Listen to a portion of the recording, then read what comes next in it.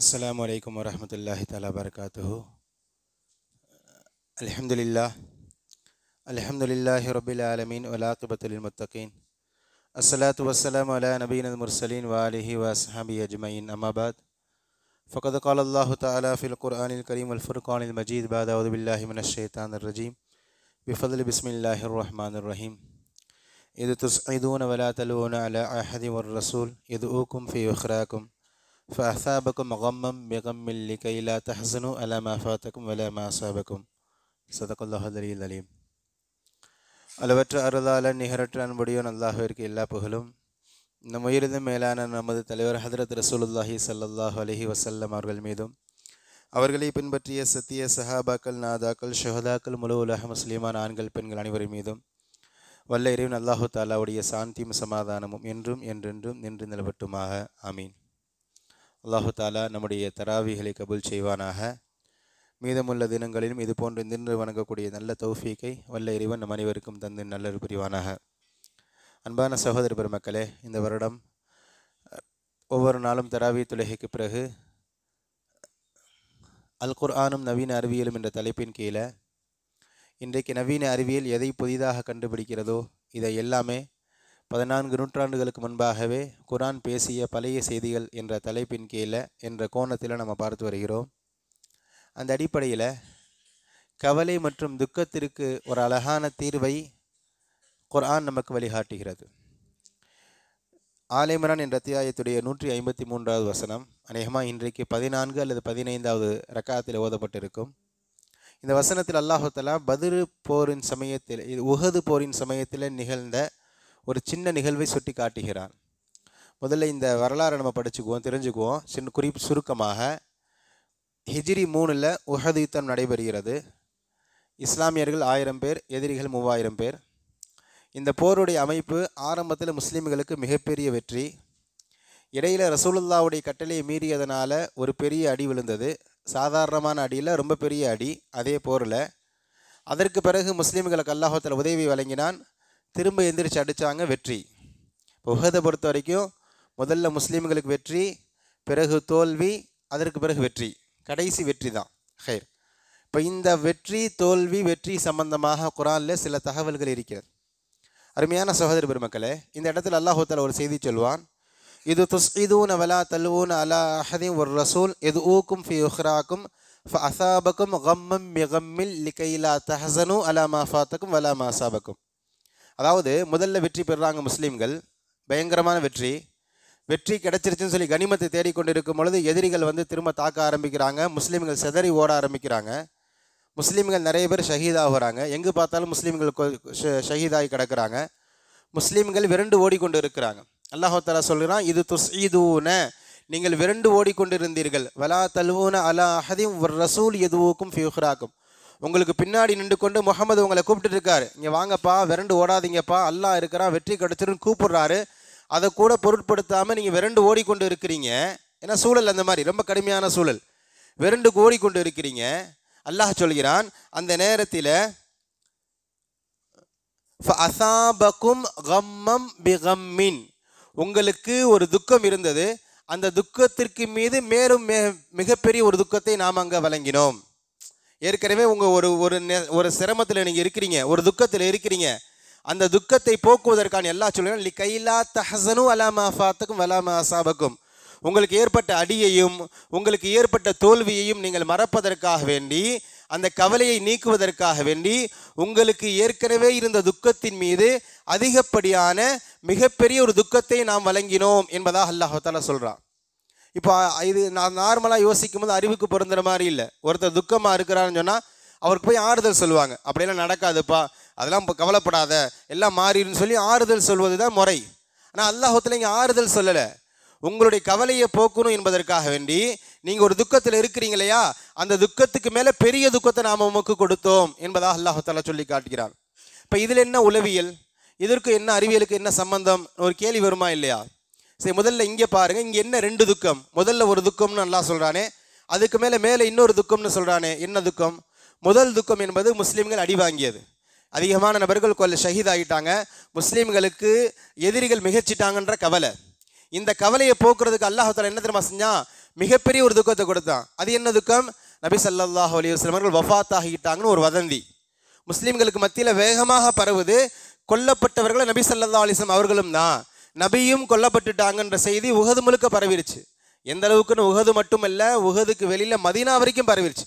மதீனாவில் இருந்தெல்லாம் மக்கள் வர ஆரம்பிச்சுட்டாங்க, உஹதில் ரசூலுல்லாஹ் கொல்லப்பட்டுட்டாங்க, ரசூலுல்லாஹ் ஷஹீத் ஆகிட்டாங்கன்னு. இந்த ஒரு துக்கத்தை அல்லாஹ் தஆலா கொடுத்தான். எதனால் கொடுத்தான்னு சொன்னால், முதல் துக்கத்தை மறப்பதற்காக வேண்டி, முன்னால் உண்டான துக்கத்தை மறக்கடிக்கப்பட வேண்டும் என்பதற்காக வேண்டி. அதாவது நல்லா விளங்கிக்கோங்க, ஃபஸ்ட்டு முஸ்லீம்கள் பூரா ஒரு ரொம்ப கவலையில் இருக்கிறாங்க.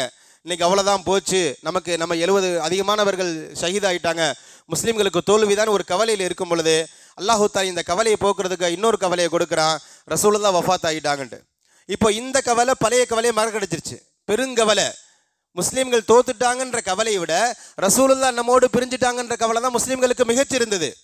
ரசூலுல்லாஹ்வுடைய காலில் முள்ளு குத்துறது கூட விரும்ப மாட்டாங்க சஹாபாக்கள். அந்த சஹாபாக்களுக்கு எப்படி செய்தி போகுது, ரசூலுல்லாஹ் வஃபாத் ஆகிட்டாங்கன்ட்டு. இப்போ இது ரொம்ப மிகச்சிருக்கு. ஒரு கொஞ்ச நேரம் இந்த செய்தி பரவிக்கிட்டே இருக்கு. அதற்கு பிறகு அல்லாஹ் தஆலா உண்மையை வெளிச்சம் போட்டு காட்டுறான், ரசூலுல்லாஹ் வஃபாத் ஆகலை, உயிரோடு தான் இருக்கிறாங்கன்ட்டு.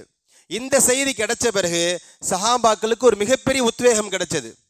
சஹாபாக்களுக்கு ஏற்கனவே பழைய கவலை ரசூலுல்லாஹ் வஃபாத் ஆகிட்டாங்கன்ற கவலையினால மறைஞ்சிருச்சு. இப்போ ரசூலுல்லாஹ் வஃபாத் ஆகிட்டாங்கன்ற இந்த கவலை தான் மிகச்சிருந்தது. இப்போ இந்த ஸ்டேட்டஸில் அல்லாஹ் தஆலா உண்மையை வெளிப்படுத்துகிறான், ரசூலுல்லாஹ் வஃபாத் ஆகலை, உயிரோடு தான் இருக்கிறாங்கன்ட்டு. எப்போ ரசூலுல்லாஹ் உயிரோடு இருக்கிறாங்கன்ற செய்தி தெரிய ஆரம்பித்ததோ விரண்டு ஓடின சஹாபாக்கெல்லாம் திரும்ப போர்க்களத்தை நோக்கி வந்தாங்க, எதிரியை தாக்கினார்கள், முஸ்லீம்களுக்கு வெற்றி கிடைச்சது. இன்றைக்கு நவீன அறிவியல் அதுதான் சொல்லுது, ஒருத்தருக்கு உடல் ரீதியான கவலையில் துக்கத்தில் இருக்கிறான்னு சொன்னால் அந்த துக்கத்தை போக்குறதுக்காக வேண்டி அவருக்கு ஆறுதலாம் சொல்ல வேண்டாம், இல்லாத அதை விட பெரிய துக்கத்தை அவருக்கு கொடுக்கணும். ஒரு கவலையில் இருக்கிறார் இல்லையா, கஷ்டத்தில் இருக்கிறாரு, இப்போ என்னென்ன கற்பனையான இல்லாத ஒரு பெரிய கவலையை கொடுக்கும் போது இது போயிடும். இந்த பெரிய கவலை தான் அவருக்கு மனசில் ஓடிக்கிட்டே இருக்கும். ஒரு நேரத்துக்கு பிறகு இதையும் உடச்சி விடணும், அப்பா அது கிடையாதுப்பா, அது கற்பனையான கவலை, சும்மா தான் என்று சொல்லும் பொழுது இவர் ரிலீஃப் ஆயிடுவார். இன்னைக்கு துக்கத்திற்கு மிகப்பெரிய மருந்து இதுதான் என்பதாக சொல்கிறார்கள். புரிதலுக்காக வேண்டி நம்ம வியாபாரம் பண்ணுறோம். ஒரு வியாபாரம் ஒரு லட்ச ரூபா கொடுத்து ஒரு பொருளை வாங்குகிறோம், அதை கைமாட்டி விட்டு தான் 1,4 லட்சம் கிடைக்கும், 25 ரூபா கிடைக்கும். ஒரு பொருளை வாங்குகிறோம் 1 லட்ச ரூபா, அதை கைமாற்றி விட்டால் 1,4 லட்சம் கிடைக்கும், 25 ரூபா கிடைக்கும் ஒரு லாபம் வியாபாரத்தில். ஆனால் நம்ம எதிர்பார்த்த மாதிரி நடக்கலை, 80 ரூபா இல்லை 75 ரூபாய்க்கு தான் போச்சு. நம்ம 1 ரூபாய்க்கு கொடுத்து வாங்கினோம், 20 ரூபா 25 ரூபா லாபம் கிடைக்கும்னு நினச்சோம். ஆனால் நம்ம கை காசு 20 ரூபா போயிடுச்சு, 75 ரூபாய்க்கு தான் போச்சு, நமக்கு 25 ரூபா நஷ்டமாயிடுச்சு. புரிதலுக்காக வேண்டிய சொல்கிறேன், வியாபாரிகள் அதிகமாக இருக்கலாம், புரிதலுக்காக சொல்கிறேன். இப்போ 25 ரூபா போச்சுன்னு கவலையில் இருப்போம், ரொம்ப என்னடா அது ஒரு பக்கம் 25 ரூபா போச்சுன்ற கவலையை விட இப்படி ஏமாந்துட்டோமே, இத்தனை வருஷமாக வியாபாரம் பண்ணியிருக்கிறோமே, இப்படி ஏமாந்ததே கிடையாது, இப்படி ஏமாந்துட்டோம்னு வருத்தத்திலே இருக்கிறோம். 2-3 நாள் இந்த வருத்தம் இருந்துக்கிட்டே இருக்குது. இப்போ குடும்பத்தில் ஒரு பிரச்சனை, பையனுக்கோ மகளுக்கோ உடம்பு சரியில்லை, தலையில் ஒரு கட்டி அப்படின்னு ஒரு செய்தி வருது, ஸ்கேன் பண்ணி பார்க்கணும், அந்த கட்டி உறுதியாக இருந்துச்சுன்னு சொன்னால் சொல்ல முடியாது, மேஜர் ஆப்ரேஷன் பண்ணணும் அப்படின்னு ஒரு செய்தி வந்தால் நம்ம இந்த 20,000 பற்றி கவலைப்படுவோமா, பையனை பற்றி கவலைப்படுவோமா? நடைமுறை என்ன, நமக்கு வியாபாரத்தில் 20-25 நஷ்டமாயிடுச்சு, இப்போ பையனுக்கு தலையில் கட்டி ஆப்ரேஷன் பண்ணணுன்ற மாதிரி ஒரு செய்தி வரும்பொழுது நமக்கு மண்டையில் பூரா இந்த மகனை பற்றி தான் ஓடிக்கிட்டே இருக்கும். இப்போ யாராவது விசாரிச்சா, என்னப்பா வியாபாரத்தில் 20 ரூபா போயிட்டேன்னு, போயா என் பையனுக்கே நிலைமை மோசமாக இருக்குது, என் பையனோட நிலையை நம்ம மேஜர் ஆப்ரேஷன் தலையில் ஆப்ரேஷன் பண்ணுறாங்க, இதுவே எனக்கு மண்டை இடியாக இருக்குது, இதை பற்றிலாம் என்னால் இப்போ யோசிக்க முடியாதுன்னு சொல்கிறோம். ஒரு 2-3 நாள் கழிச்சு திரும்ப ஸ்கேன் எடுத்து பார்க்கும்போது அதெல்லாம் ஒன்றும் இல்லை, நார்மல் தான் அப்படிங்கும் போது நமக்கு அந்த கவலையும் போயிடும், இந்த கவலையும் போயிடும். அது மாதிரி தான் இந்த உஹது யுத்தக்களத்தில் முஸ்லீம்களுக்கு தோல்வியுற்றார்கள் என்ற இந்த கவலையை போக்குறதுக்காக வேண்டி அல்லாஹ் இல்லாத ஒரு கவலையை கொடுத்தான். அது என்ன கவலை? ரசூலுல்லாஹ் வஃபாத் ஆகிட்டாங்கன்ற கவலை. சஹாபாக்களுக்கு ரசூலுல்லாஹ் வஃபாத் ஆகிட்டான்ற கவலை தான் மிகச்சி இருந்துக்கிட்டே இருக்கு. இந்த சமயத்தில் அதையும் அல்லாஹ் தஆலா உடைச்சு விடுறான். அது வதந்தி தான், ரசூலுல்லாஹ் வஃபாத் ஆகலை, நல்ல ஆரோக்கியமாக தான் இருக்குது, கொஞ்சம் காயம் இருக்குது, ஆனால் ரசூலுல்லாஹ் வஃபாத் ஆகலைன்ற செய்தி வரும்பொழுது சஹாபாக்களுக்கு ஒரு உத்வேகம் கிடைச்சது. 1990 ஜெர்மனியை சேர்ந்த வில்லியம்சன் ஸ்டான்லி என்பவர் சைக்காலஜிஸ்ட், அதாவது மனத்தத்துவ நிபுணர். இவர் ஆய்வு செய்து பார்க்குறாரு, என்னப்பா ஒரு 2000 வருஷமாக நமக்கு புலப்படாததை எப்படி 14 நூற்றாண்டுக்கு ரசூலுல்லாஹ் குரானில் பேசப்பட்டிருக்கு. அவர் ஆச்சரியப்பட்டு போகிறார். அதாவது உள்ளம் சார்ந்த கவலைக்கு சரியான தீர்வு இதுவரைக்கும் கிடைக்கல, ஆனால் குரானுடைய இந்த வசனத்தை ஆய்வு செய்து பார்க்கிறாரு. 14 நூற்றாண்டுகளுக்கு முன்னாடி இவ்வளவு பிரம்மாண்டமான செய்தியை குரான் பேசுதான்னு ஆச்சரியப்பட்டு போகிறார். அவர் அந்த ஒரு புத்தகத்தை எழுதுறாரு. அந்த புத்தகத்தில் கடைசியில் எழுதுறாரு, 14 நூற்றாண்டுகளுக்கு பிறகும் இன்று வரைக்கும் இஸ்லாம் நிலைத்து நிற்பதற்கான காரணம் இஸ்லாத்துடைய அடிப்படையான குர்ஆன் அவர்களிடத்தில் இருக்கின்ற வரைக்கும் இஸ்லாத்தை யாரும் ஒன்றும் பண்ண முடியாது என்ற செய்தி அவர் சொல்றார். அருமையான சகோதர பெருமக்களே, இது மாதிரி நிறைய வரலாற்று தகவல்கள். இதில் இன்னொரு செய்தி, இந்த வசனம் 153 154 ஒரு வசனத்தை எல்லாம் சொல்றான். என்னென்ன, ரசூலுல்லாஹ் வஃபாத் ஆகல என்ற செய்தி கிடைச்சதுமே சஹாபாக்கள் ஒரு உத்வேகம் கிடைச்சிருச்சா. இப்போ இதுக்கு பிறகு அல்லாஹ் தஆலா சொல்கிறான், ثم انزل عليكم من بعد الغم امنة نعاسا يغشى طائفة منكم. அந்த சமயத்தில் உங்களுக்கு மத்தியில் ஒரு தூக்கத்தை நாம் போட்டோம்னு சொல்கிறான். சஹாபாக்கள் அந்த இடத்துல தூங்குனாங்க என்பதாக குர்ஆனில் சொல்லப்படுது. அடுத்த வசனம், மனக்கவலைக்கு இன்னொரு மிக முக்கியமான மருந்து தூக்கம் தான். நீங்கள் சைக்காலஜி மனத்தத்துவ நிபுணர்கிட்ட யாரும் பெரும்பாலும் போய் வாய்ப்பு இல்லை. போனீங்களாம் கேட்டாலும் கோவப்படுவாங்க, என்னென்ன பைத்தியமானு கேட்பாங்க. பொதுவாகவே நல்ல சைக்காலஜியை பாரு, ஒருத்தர் திட்டுறதுக்கு ரொம்ப கடுமையான திட்டுறதில்லை, நீ நல்ல மனத்தத்துவ டாக்டர் பாருப்பானாலும் கோவம் வந்துடும். அப்போ என்ன பைத்தியமானு கேட்பாங்க.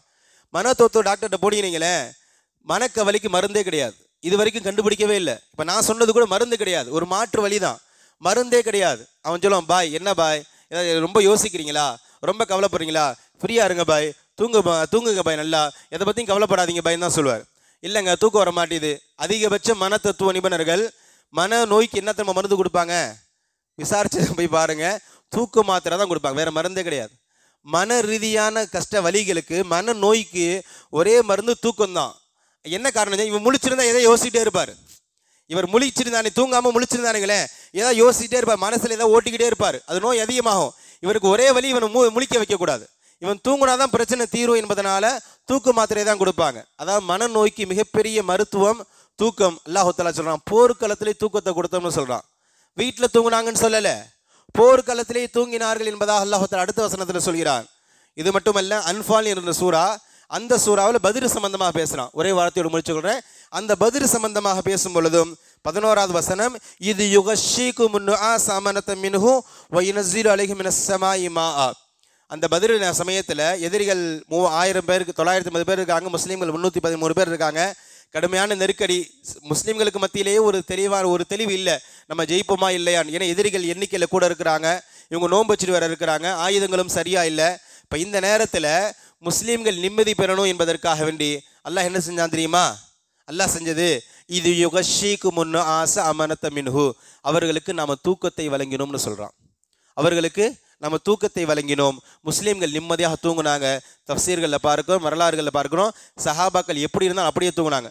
குதிரையை பிடிச்சிட்டு இருந்தவர் பிடிச்சிக்கிட்டே தூங்கினார், குதிரை மேலே உட்கார்ந்துருந்தவர் உட்கார்ந்துக்கிட்டே தூங்கினார், கோப்பையை கையில் தண்ணியில் வச்சிருந்தவர் அப்படியே பிடிச்சிக்கிட்டே தூங்கினார். ஒரு சில நிமிடங்கள் அப்படியே தூக்கத்தை வழங்கினோம். அதற்கு பிறகு அவர்களுக்கு தூக்கத்துக்கு பிறகு ஒரு உத்வேகம் கிடைச்சது. அந்த உத்வேகம் தூக்கத்துக்கு முன்னாடி இல்லை, தூங்குறதுக்கு முன்னாடி அந்த உத்வேகம் கிடைக்கல, தூங்கின பிறகு அந்த உத்வேகம் கொடுத்தோம் என்பதாக அல்லாஹ் தஆலா சொல்கிறான். பதிரிலையும் இதே தூக்கத்தை பற்றி அல்லாஹ் பேசுகிறான், உஹதிலும் அல்லாஹ் தஆலா இந்த தூக்கத்தை பற்றி பேசுகிறான். அருமையான சகோதரி பெருமக்களே, மனக்கவலைக்கான மிகப்பெரிய மருந்து ஒரு புறம் தூக்கம், இன்னொரு புறம் நான் முன்னாடி உளவியல் ரீதியாக சொன்னது மாதிரி ஒரு கவலையை போக்குறதுக்காண்டி இல்லாத ஒரு பெரிய கவலையை கொடுத்து அந்த சின்ன கவலையை போக்கிட்டு பிறகு பெரிய கவலையை போக்குறது என்பதாக குர்ஆனில் நமக்கு வழிகாட்டுதல் இருக்கிறது. கண்ணியமான சகோதர பெருமக்களே, நமக்கான கேள்வி என்னவென்றால், இந்த குர்ஆன் நம்மிடத்தில் என்ன எதிர்பார்க்கிறது, நாம் இந்த குர்ஆனோடு இந்த தொடர்பில் இருக்கிறோம். வரலாறுகள் நீங்கள் படித்து பார்த்தீங்கன்னா இன்னும் அடுத்தடுத்த நாட்களில் பார்க்கலாம். குர்ஆனை ஆய்வு செய்து ஏராளமான கிறிஸ்தவர்களும் ஏராளமான ஜூஸ்ன்னு சொல்கிறாங்களே யூதர்களும் இஸ்லாத்தை ஏற்றுக்கொண்டார்கள். இப்போ நிறைய வரலாறுகள் இருக்கிறது. கடந்த நூற்றாண்டில் கூட நிறைய பேர் குர்ஆனை பொய்ப்பிக்கணும், குர்ஆனில் நான் தப்பு கண்டுபிடிக்கிறேன்னு குர்ஆனை ஆய்வு செய்தவர்கள் வேற வழி இல்லாமல் அரெஸ்ட் ஆகி சரண்டர் ஆகி இஸ்லாத்தை ஏற்றுக்கொண்ட வரலாறுகள் நிறைய இருக்கிறது. குர்ஆன் வழங்கப்பட்ட நாம் அந்த குர்ஆனோடு எந்த தொடர்பில் இருக்கிறோம்? குறைந்தபட்சம் குர்ஆனை தமிழ் தர்ஜுமாவோடு படிக்கின்ற அந்த மனநிலையாவது நம்ம இடத்துல எந்த அளவுக்கு இருக்கிறது என்பதை நம்ம சிந்திக்க வேண்டும். அல்லாஹ் தஆலா இந்த குர்ஆனை முழுமையாக விளங்குவதற்கும் குர்ஆனின் அடிப்படையில் நம்முடைய வாழ்க்கை அமைத்துக் கொள்வதற்குமான நல்ல தௌஃபீக்கை அல்ல இறைவன் நம் அனைவருக்கும் தந்து நல்லது புரிவானாக. வாஹிரு தஅவானா அல்ஹம்துலில்லாஹி ரப்பில் ஆலமீன். அஸ்ஸலாமு அலைக்கும் வரஹ்மத்துல்லாஹி.